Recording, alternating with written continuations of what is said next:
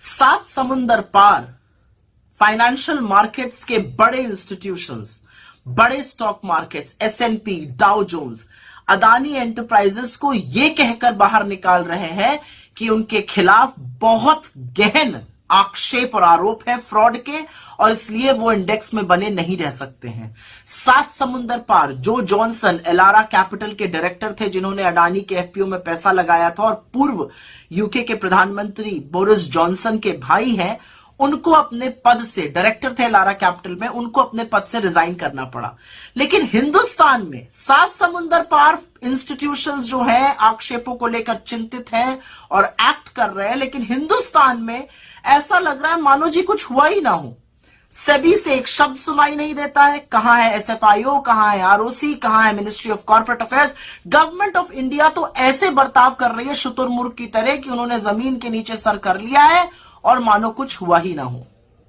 तो असलियत यह है कि अडानी जी जो हैं वो सबको ले डूब रहे हैं। कैपिटल मार्केट्स में, मतलब दलाल स्ट्रीट पर 15 लाख करोड़ का नुकसान हुआ है 24 जनवरी से आज तक। 15 लाख करोड़ डूबे हैं। 10 लाख करोड़ अडानी जी के डूबे हैं, लेकिन 5 लाख करोड़ उन रिटेल इन्वेस्टर्स के डूबे हैं जिन्होंने इस विश्वास से पैसा मार्केट में लगाया था कि वो मार्केट के चलते बढ़ेगा, पर उनको भी झेलना पड़। उनका अडानी से कोई लेना देना नहीं है।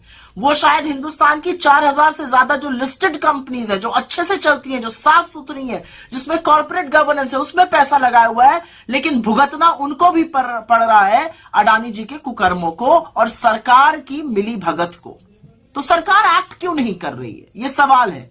क्यों सेबी कुछ नहीं कर रहा है, क्यों एसएफआईओ कुछ नहीं कर रहा है, कहां है ईडी, कहां है एमसीए, कहां है आरओसी, कोई शब्द नहीं है।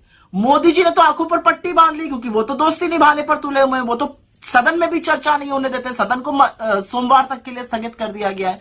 लेकिन सवाल यह पूछा जाएगा कि उस रिटेल इन्वेस्टर को कौन बचाएगा जो अडानी जी के कुकर्मों का फल भुगत रहा है, जिसके 5 लाख करोड़ से ज्यादा खत्म हो गए, नष्ट हो गए मार्केट में। अब अडानी जी कोई छोटी सी किराने की दुकान तो है नहीं। अडानी जी मोदी जी की कृपा से इस देश के सबसे बड़े, सबसे अमीर आदमी बन गए थे।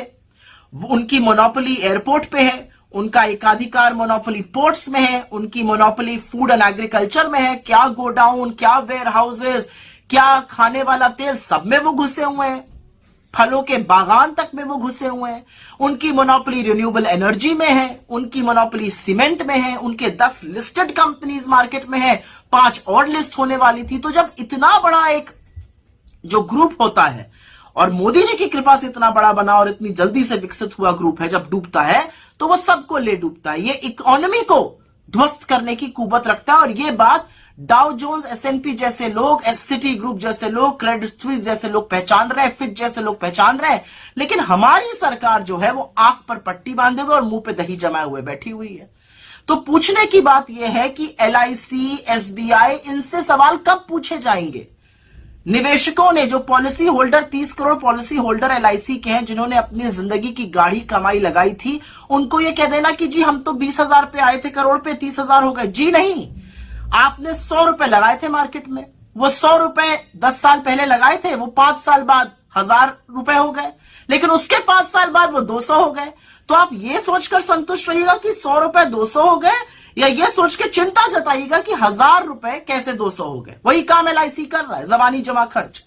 एसबीआई, 45 करोड़ लोग इस विश्वास से SBI, state bank of India में अकाउंट खोलते हैं कि सरकार का बैंक है, डूबेगा नहीं, कुछ गलत काम नहीं करेगा। 81,000 करोड़ रुपए बैंकों ने कर्जा दिया है अडानी जी को, जो उनके कुल कर्जे का मात्र 38% है। और उस 38% में भी 8% तो प्राइवेट बैंक का है और 30% सरकारी बैंक का है। तो सवाल ये तो पूछना बनता है ना कि हिंदुस्तान के लोगों की गाढ़ी कमाई, टैक्स पेयर्स का पैसा, जो सरकारी संस्थाओं ने अडानी जी को भेंट स्वरूप दिया था, वो क्यों दिया था? और आज जब रिटेल निवेशक, जब छोटे छोटे निवेशकों की पूरी पूंजी ध्वस्त होती जा रही है, उड़ती जा रही है, ब्लड बाथ मचा हुआ है मार्केट में, तो सरकार क्या कर रही है? ना सदन में बहस करने की अनुमति देती है, ना जेपीसी कराती है, ना सुप्रीम कोर्ट के जज से कोई जांच कराती है।